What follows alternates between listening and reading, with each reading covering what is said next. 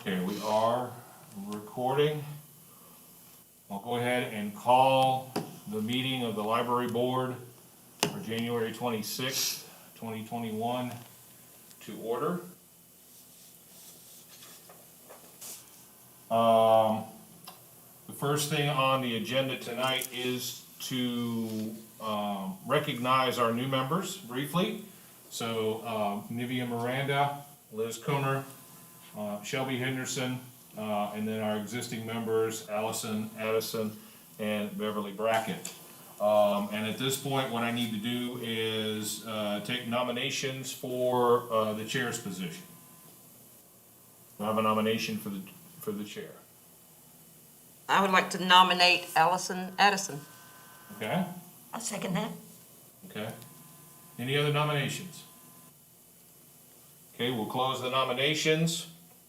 We'll now take a vote. All in favor of Allison as chair, say aye. Aye. Aye. Any opposed? Any abstentions? Okay.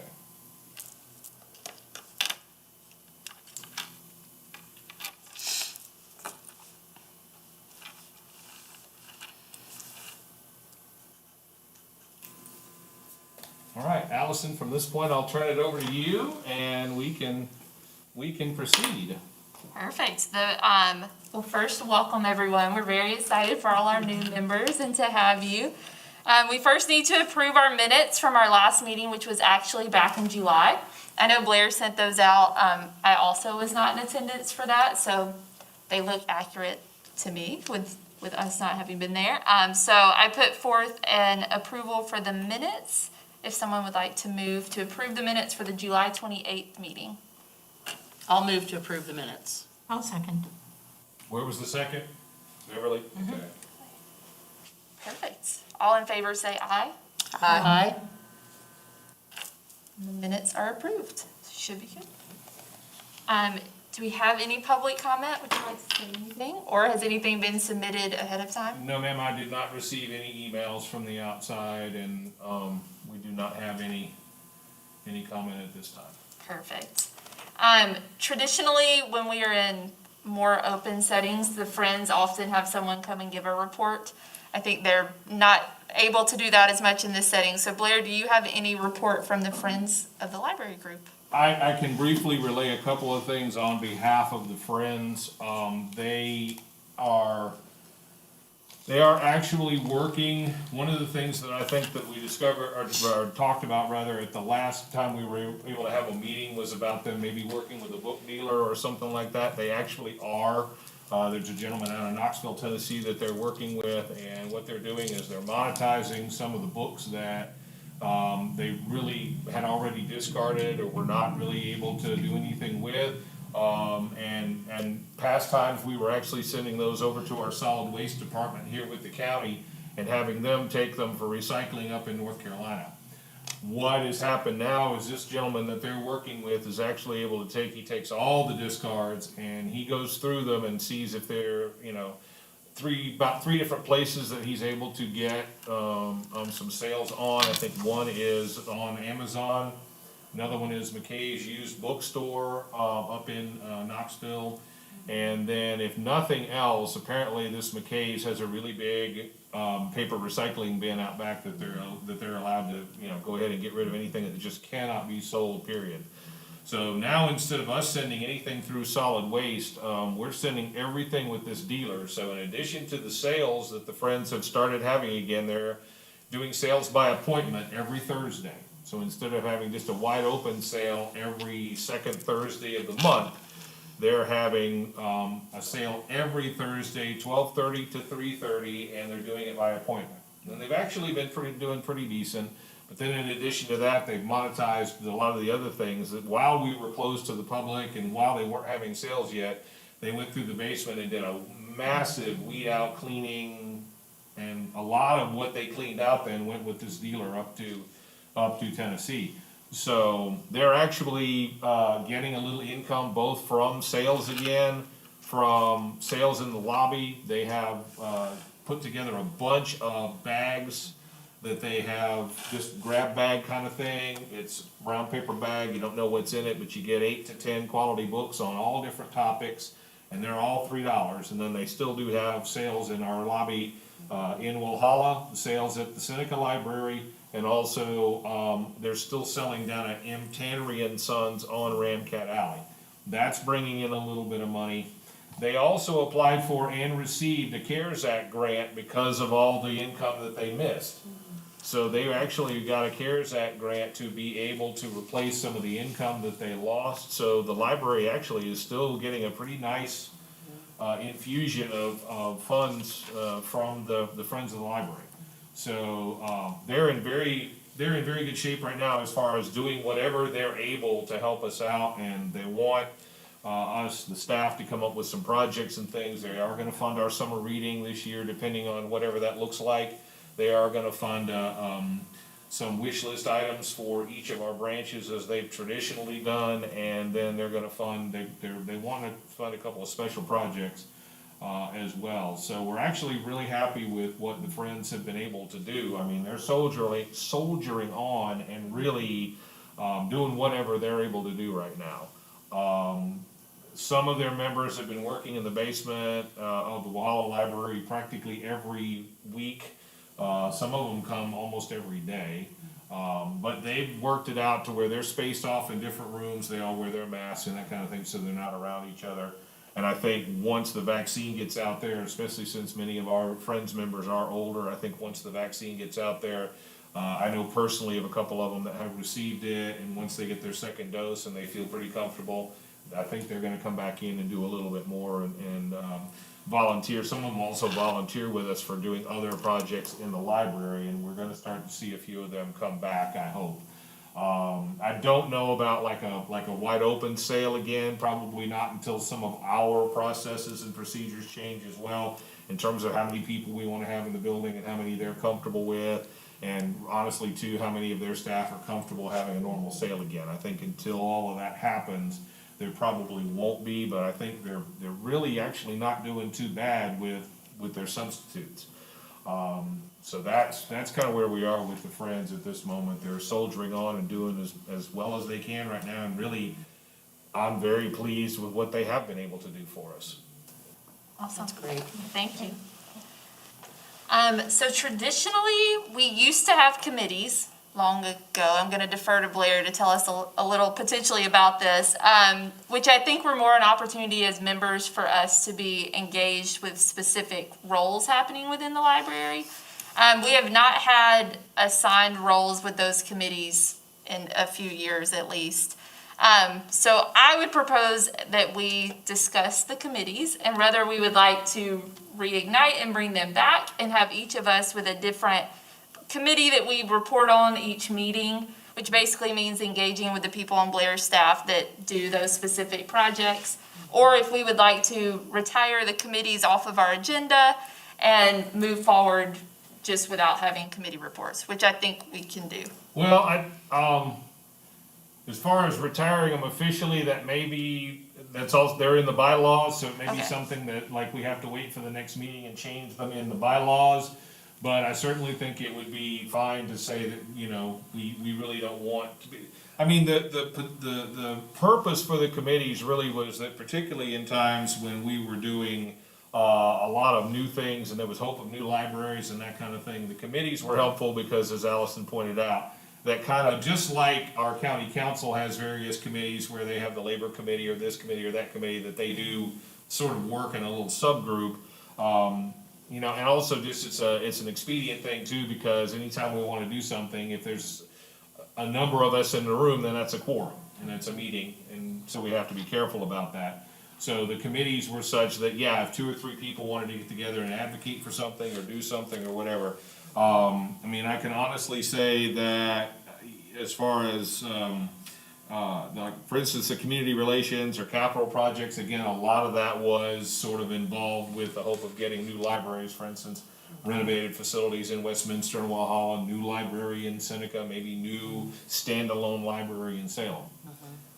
The reality of the times is that we're, as much as I, you know, hope to advocate for that in the near future and all, the reality of the times being what they are, I don't think, politically, we're not gonna hear anything about that in 2 months, 6 months, that kind of thing. So, I mean, as far as getting rid of them permanently, I respectfully say that we would probably have to have that be another, that's not on the agenda, that would have to be a separate vote.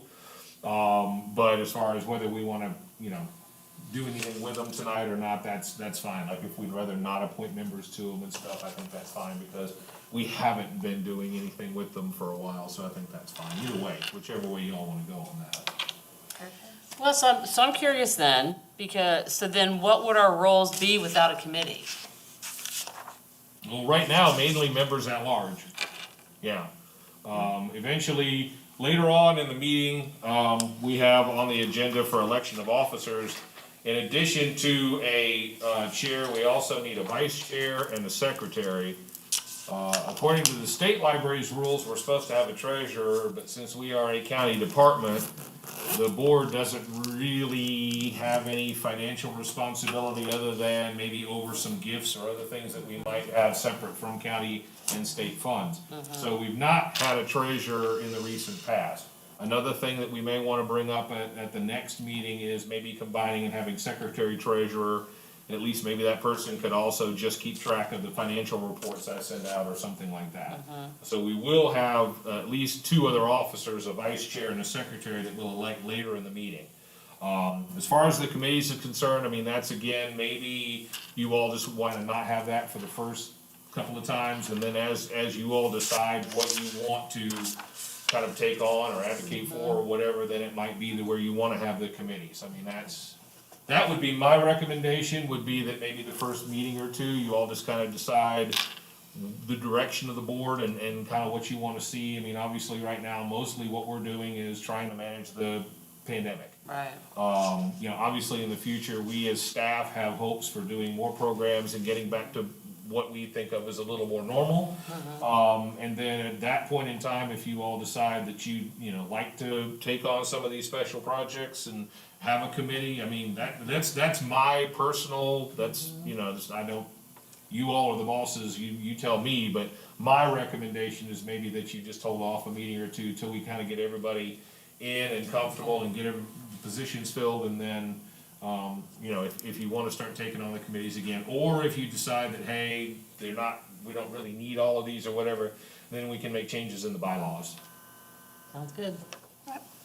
I think that's a great idea, Okay. to hold it off. I think we'll table the committees for this meeting Okay. and move forward and have the discussion again next meeting. Okay. Everyone is in agreement? Yep. Awesome. The chairman's reports. I mostly just want to say thank you to Blair and to his staff who are adapting to our ever-changing conditions. Blair runs under the county office guidelines, so a lot of the restrictions and the layout and the decisions that are made are county-based decisions, which in some ways are great for us, but also adds an extra layer, I think, in your world that you're definitely managing. So mostly I just say thank you to your staff. Y'all have done a great job.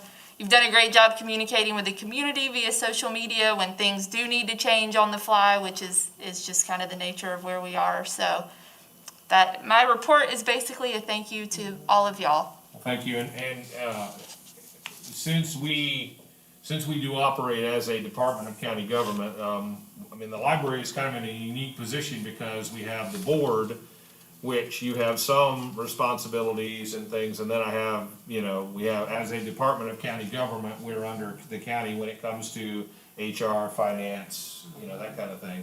And in large part, decisions whether to close or not, unless it's just an individual branch. Now, I've been given latitude, obviously, to, if we have an issue, as Allison mentioned, we have somebody that comes up positive at a branch, and we have to close that branch to make sure that we contact trace and quarantine, whatever, we've done that. As far as whether to close the whole system back down or to go back to curbside or something like that, that call is largely the administrators. And so I've sort of deferred to that. I think if I felt there was a big issue or the board felt there was a big issue, I could go to her and she would listen to me.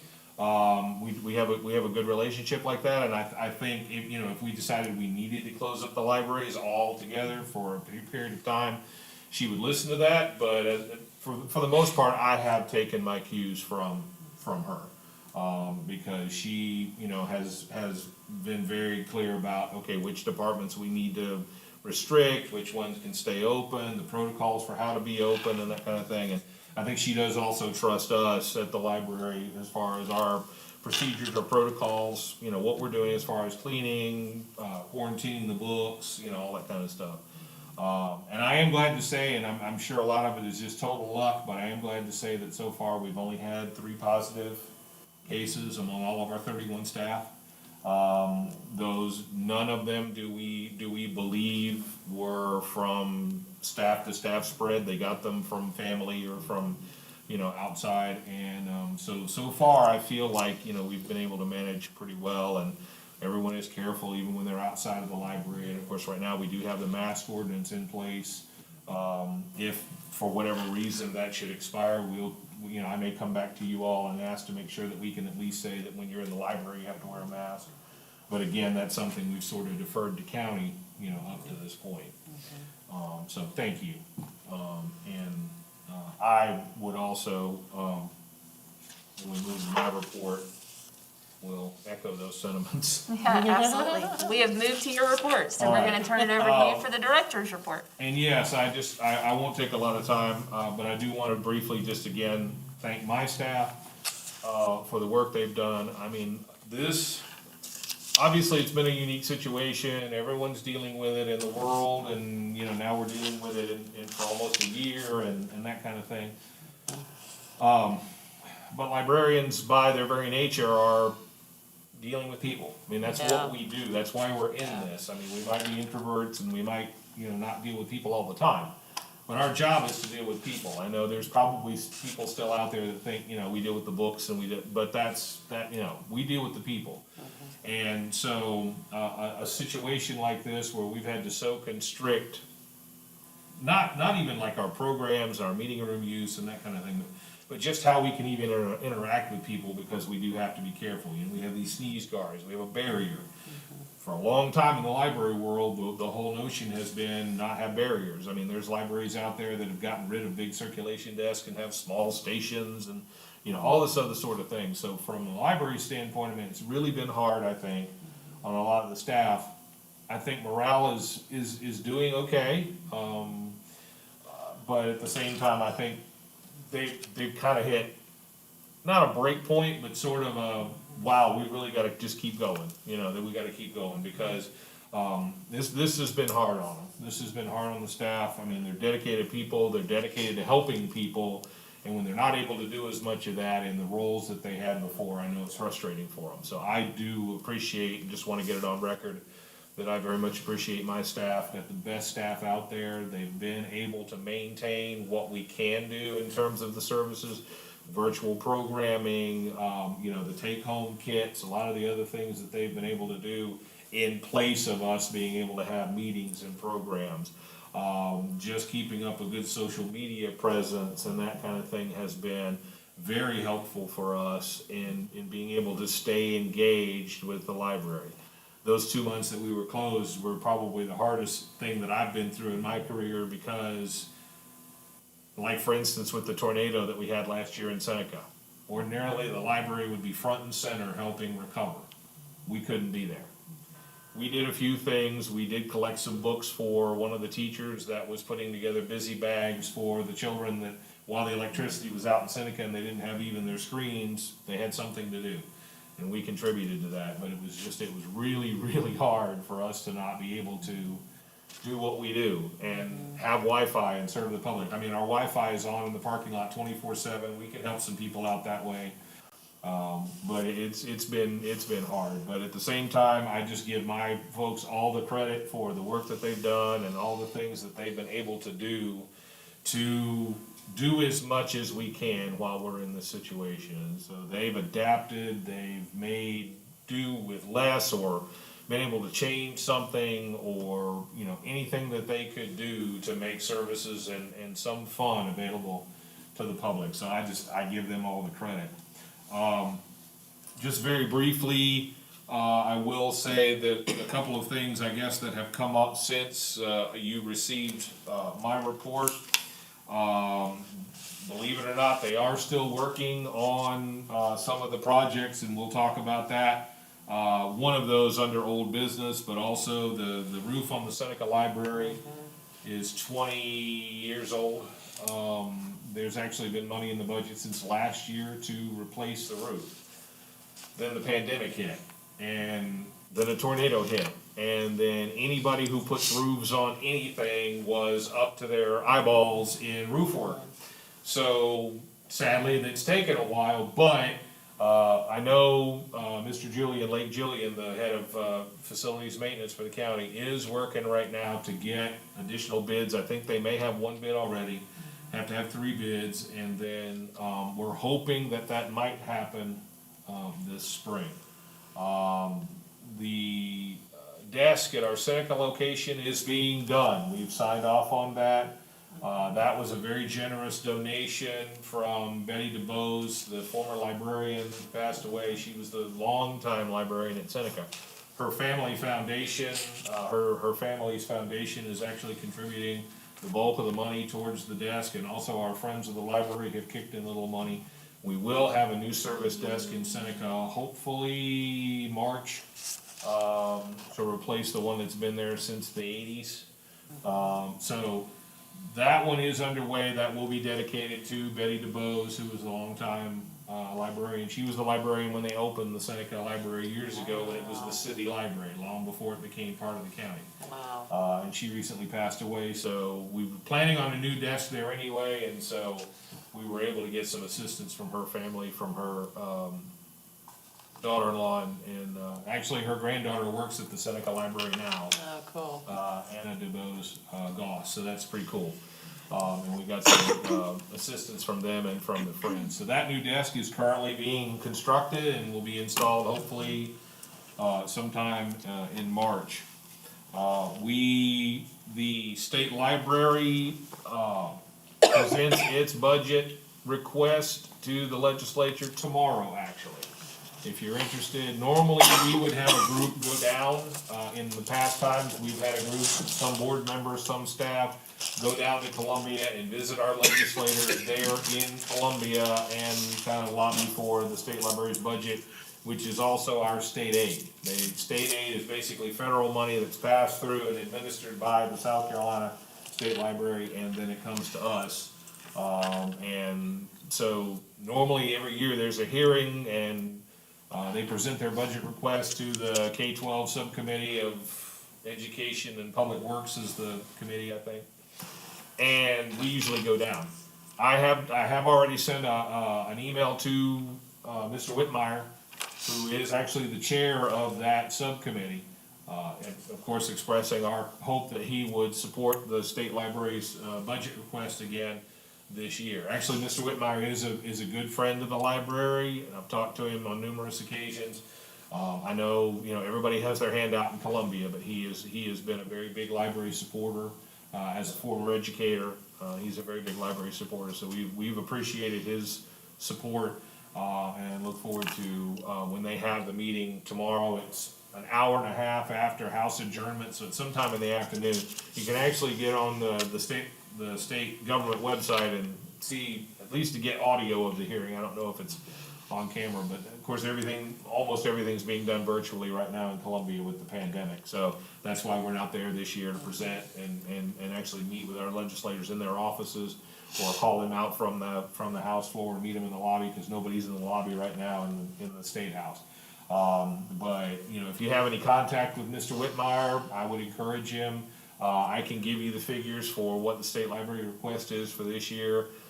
Essentially, it's for them to continue to get digital resources, Discus among them, if you've ever heard of that. That's the South Carolina State Library's databases for public and for education.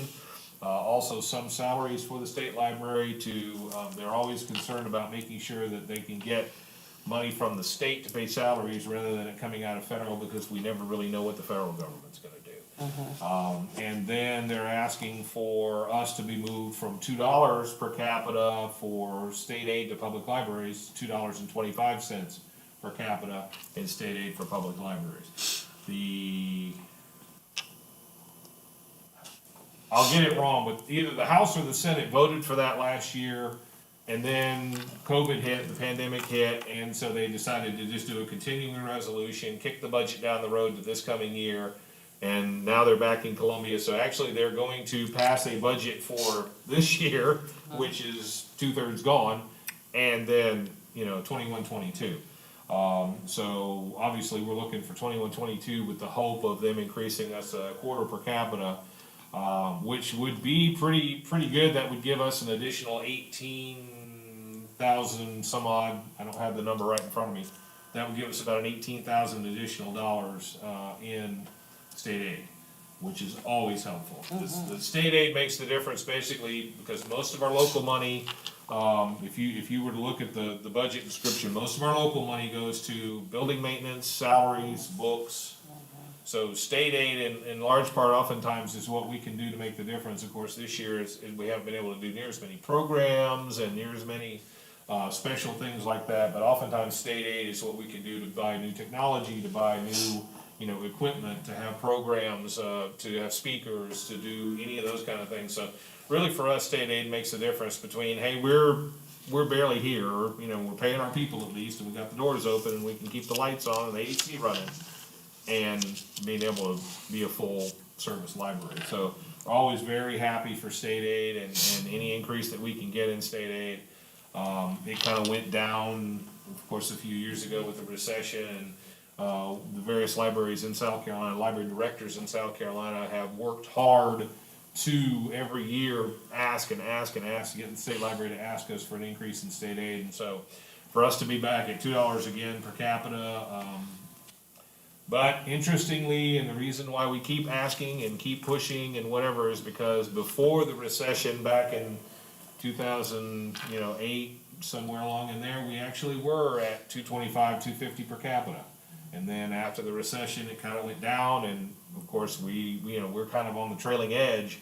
So even as they started funding education again and started funding other things again, it was a long time before they were able to get us back up to a good place. So we just want to stay there. And I know, with COVID, no one knows exactly what the economy is going to do, changing administration. But, we're hoping that, it sounds like they've still got surpluses and things, so we're really hopeful that yet again this year, hopefully they'll pass us an increase. So you may get an email from me from time to time saying, hey, please, contact Mr. Whitmire, Senator Alexander, Mr. Sandiford when it comes to that time. Right now, because Mr. Whitmire is chair of that particular committee, is a good time to reach out to him.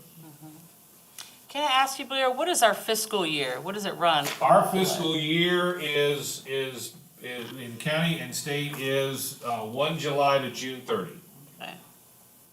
So we do not run along the calendar year, but rather right in the middle of the year. So our Right. fiscal year actually will come to an end June 30. Gotcha.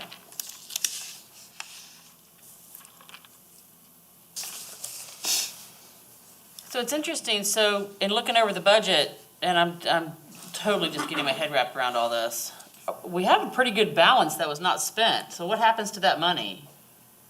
Well, we kind of have a good balance right now because, again, we've sort of been waiting to see what would happen. Right. But honestly, I think this year, because we don't know what's gonna happen with services yet, our priority right now is staff, and what I've asked them to do the last time we had staff meetings and stuff, what I'm actually asking them to do right now is sort of look forward. Of course, that means looking forward maybe beyond the fiscal year in the next fiscal year, but, we have no carryover funds except what we get in terms of like gifts from the friends or special donations or whatever. At the county level and at the state level, you have to spend everything each year. Gotcha. So probably this year, because we haven't been able to spend as much on programming and other things that we would normally spend state aid on, we've been looking at some new technology. So you can redirect it, you can okay. We've been looking at things like some new technology, some new furniture, that kind of thing, because I think a lot of us branch managers and myself, we've kind of been looking at, once we emerge from this thing, one of the big things, of course, that we had to do to make sure that we could maintain social distancing and not have as many people in the library as we would have had in the past, was to take most of the furniture off the floor. We want to put some back, but we kind of like our spaces a little bit more open and a little bit more modular. So some of the monies might also be used to get us some new furniture that's modernized. Most of the furniture that's in the library now has been there since the 80s. It's the old Demco wood tables and chairs that were put in there. Walhalla Library was built in 1979. Most of the stuff that's in there is probably still from 1979. Seneca Library has had some new furniture over the years, but I think some of it's gonna go towards furnishings and, like I said, some new technologies and that kind of thing. Some of the things that we haven't been able to do, you know, in terms of programs and things, where a lot of this, especially like operation money and that kind of thing, would have gone to programs, would have gone to new services and that kind of thing. Now, one of the other things that we've just recently added, this kind of goes under subscriptions, this goes under our books, so it didn't really necessarily have to come out of that. But some of you are aware, we've added the cloud library, which will eventually replace Overdrive. Main reason we did that, there's some pluses and minuses. It's not available on some of the platforms that it is on Overdrive, but the big plus is it's 30% cheaper. And because we cooperate with other libraries in South Carolina now, currently 6 of them, 2 regional systems in 4 counties, we actually have over 8 times more books available for people in our ebooks and audiobooks, and e-audiobooks. So that was the biggest reason for us moving to Cloud Library. So what'll happen is that Cloud Library will be where we start buying everything, and then, it's looking like now probably May or early June, everything that's currently in Overdrive, we get to keep because we bought it. I mean, it's our content. What is it? It's just you know, it'll move into a new platform. So we actually get to migrate everything that's currently in Overdrive over to Cloud Library. Plus, we have access to the things that we've been buying recently, and we have access to all the other things that these other libraries have. So it was kind of hard to say no, honestly, especially right now, while so much more is about what we can do digital or online, or, you know, people not coming in, having more ebooks. So that's why we we went that way on that. That's great. Cool. I have a question as far as budget, and any monies that might be redirected. And I'm sure you've already looked at this, but given that we're 10.5 months in and we're still in a pandemic, I'm sure you're preparing to make sure that you do have adequate PPE supplies to take you into the new fiscal year at all the branches. Because even as we open back up and crowds start coming back in, according to science and medicine, we're still probably going to be looking at PPE and, you know, distancing, masks, et cetera, until the vaccination program has really gotten most of the population. So are you making sure that there's adequate supplies in all the branch libraries to carry over when that fiscal year kind of flips and you're going into that new fiscal year, to have that supply already there? For the period up to the end of calendar year 20, some of what we were buying, we were actually submitting to county, and they were seeking reimbursement through the whole CARES Act and that kind of thing. Also, though, going forward, even after that, and for the foreseeable time, we take a good bit of that out of our operations, which is just a nice, you know, round number of money that we can use for most anything. State aid has certain restrictions. It can't be used for capital improvements. I can't use it for a building. I can't use it, they feel like local money should be for building maintenance and capital improvements and that kind of thing. So there are some restrictions and limitations on state aid.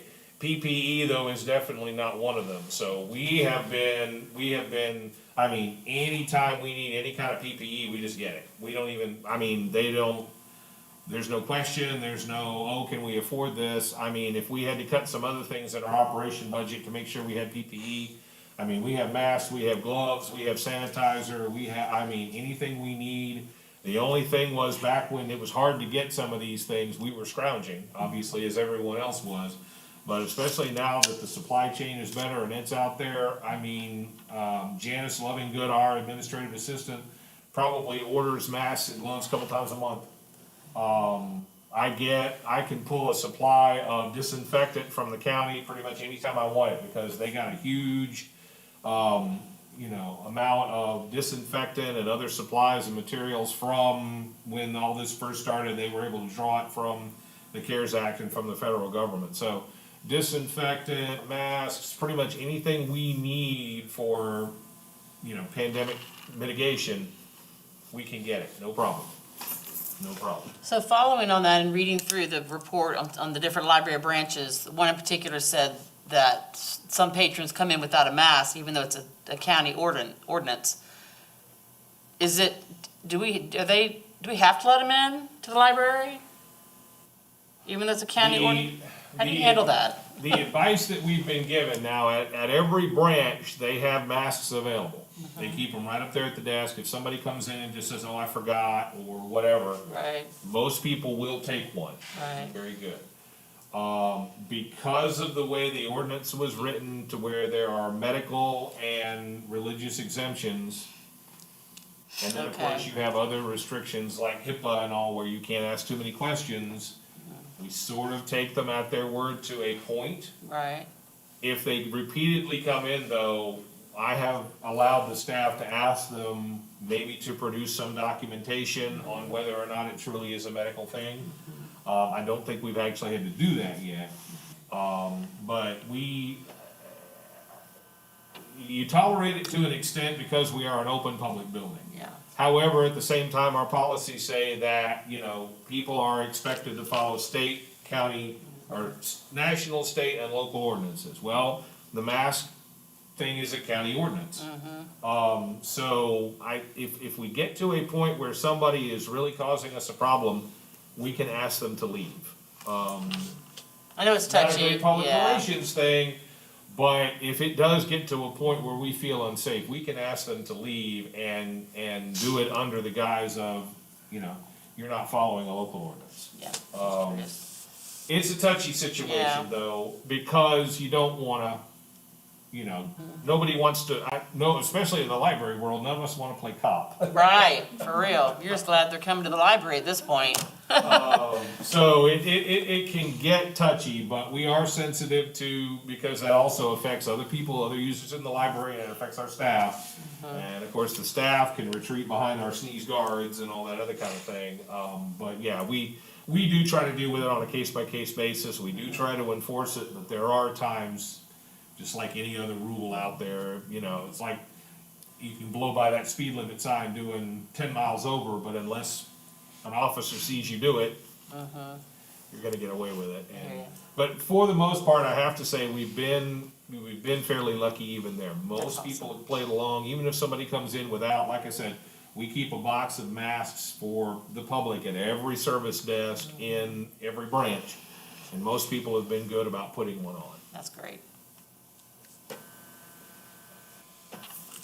Do you have anything additional for your report? That is everything at this moment. Wonderful, thank you. Moving on to old business.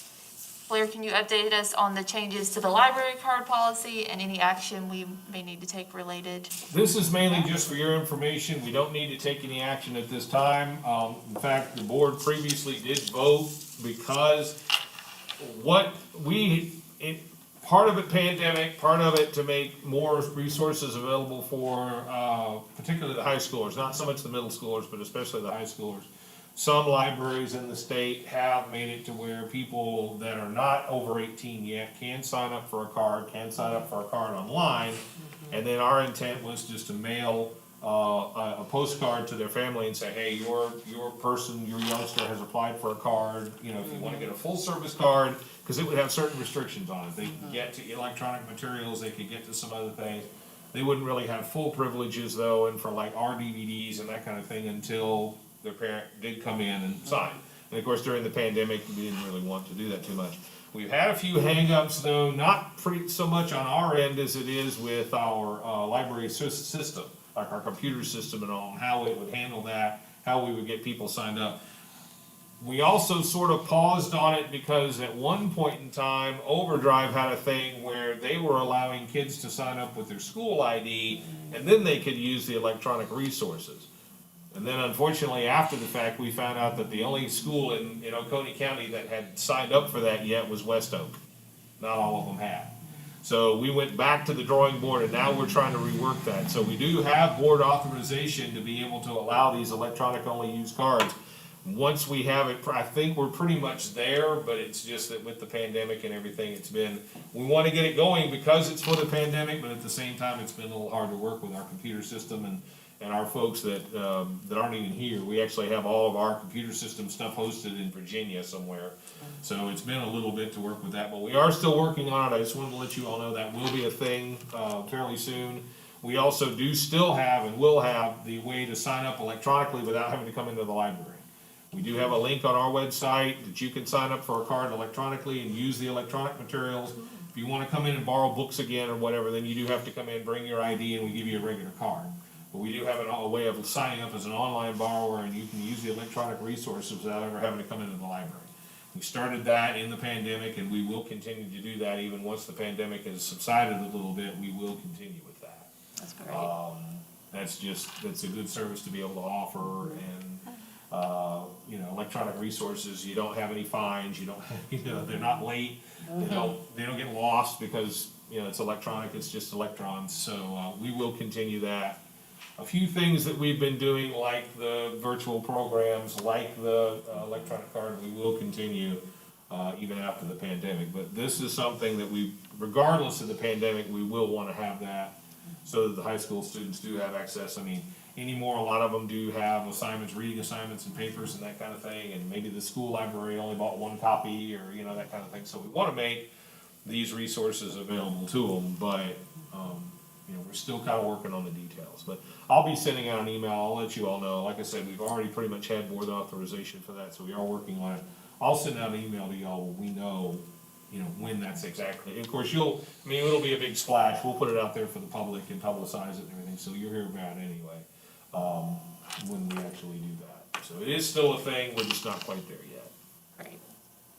And the same for the staff parking lot. Any updates and any action needed? Actually, I just spoke with Mr. Reed. Kyle Reed is the head of roads and bridges for the county. That had kind of been on the back burner because, tornado, all the road work they had been doing through the spring, summer, and fall to try to get. They haven't forgotten about us. He's talked to the engineer. There were issues at our area, 2015, 2016, somewhere along in there. The county purchased the small lot that's across the street from our parking lot there at the Walhalla Library up here.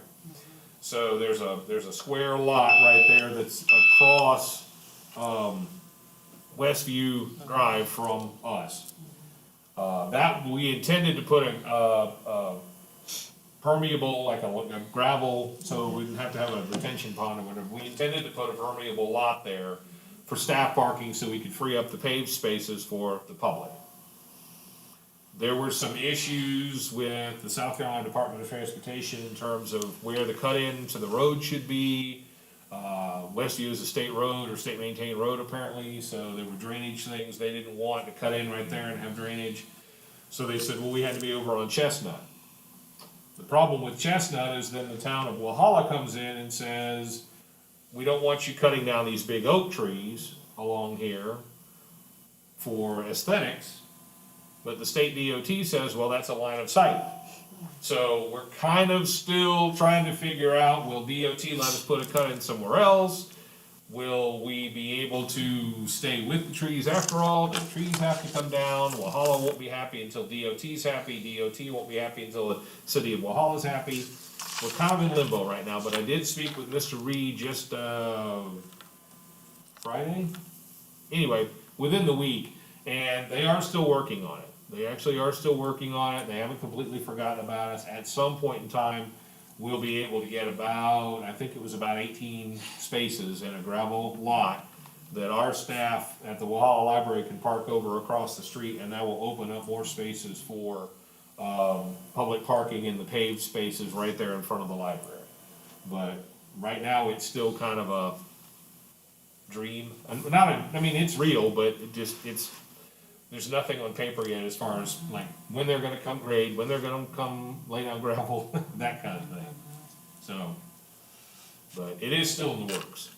They haven't completely forgotten about us. Wonderful. We can move to new business.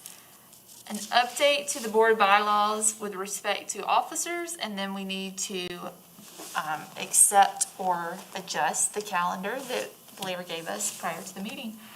Is there anything updating the bylaws with respect to officers that we need to take action on, Blair? Again, this is the point, that I mentioned to you all earlier. The reason I have this on the agenda the way it is, to say if you want to, change the position to secretary treasurer instead of just secretary, the treasurer part would be largely just helping us keep track of the budget, but there are some library systems, for instance, that have more financial authority. They actually write the checks and that kind of thing, and I would submit a budget to you all.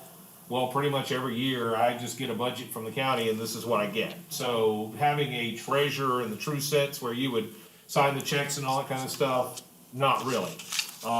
But to bring our bylaws and bring our positions in line with what the state library's guidelines are and what they call for, I just wanted to bring that up and see if we wanted to change that to secretary treasurer. And then we'll need to, open up for nominations for vice chair and secretary or secretary treasurer, depending on how you want to do it. Gotcha. Is there any discussion about combining secretary and treasurer into one position? I'd like to move that we go ahead and make that adjustment, because we are county-owned and all finances go through the county, then there's really no need for 4 positions, and just combine the secretary treasurer. Wonderful. Do we have a second? I'll second that. Some, all in favor, please say aye. Aye. Okay. Unanimous approval. I think we'll go ahead and do the calendar too while we're here, Blair, if that's good. Okay, you all have the calendar.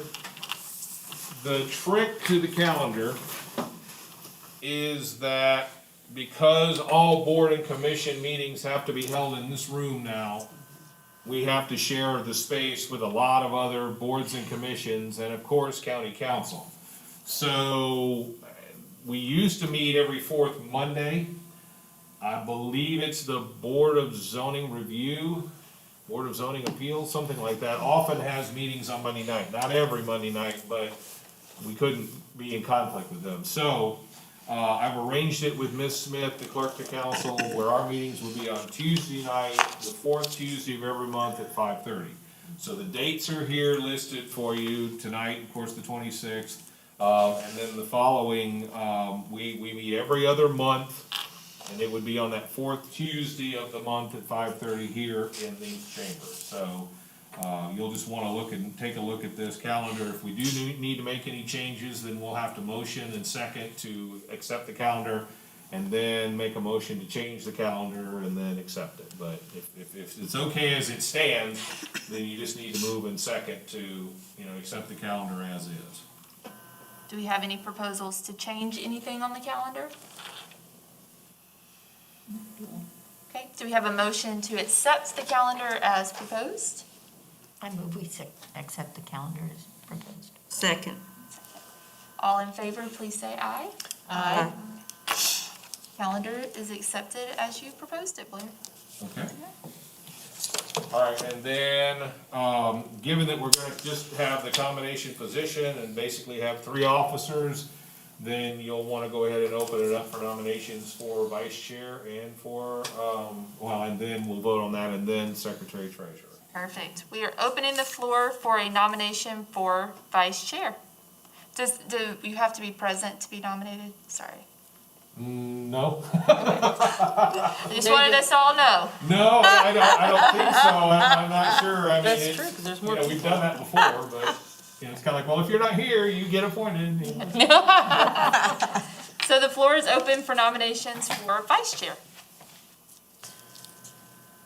Is that something you would want to do since I don't think I Yeah, can. unfortunately, we'll have to defer on Beverly, just because her reappointment hasn't been secured yet. Oh, okay. Members whose terms expired and hers expired January 1st of this calendar year are to serve until they are replaced or re-nominated. And she actually has her application in to be reappointed, but it didn't make it in time Gotcha. like it did with Ms. Addison for the January 19th meeting. So she's on the board and will hopefully be reappointed. That should be a rubber stamp thing by our council, but she isn't eligible to be an officer right now since she's kind of in limbo. Gotcha. What are the roles of the vice chair? Basically, the vice chair, for the most part, will simply preside in the place of the chair if the chair can't make it to the meeting. If for whatever reason I couldn't get a hold of the chair and there was something very important that, we needed at the library, I needed a decision about closing for weather, closing for whatever. Most of the time, we followed the county schedule. Back when we were open on weekends, there were occasions where I would get a hold of the board chair. Ms. Brackett knows that, just to say, hey, look, I think we should close for safety or whatever. And, I would get a hold of the vice chair if I couldn't get a hold of the chair, maybe in terms of, like if we had to close all the libraries or something happened with the county or something like that. But for the most part, they just serve as backup to the chair. Can I nominate myself? Yes. Okay. I nominate second. myself. Do we have a second? I'll second. Perfect. All in favor, say aye.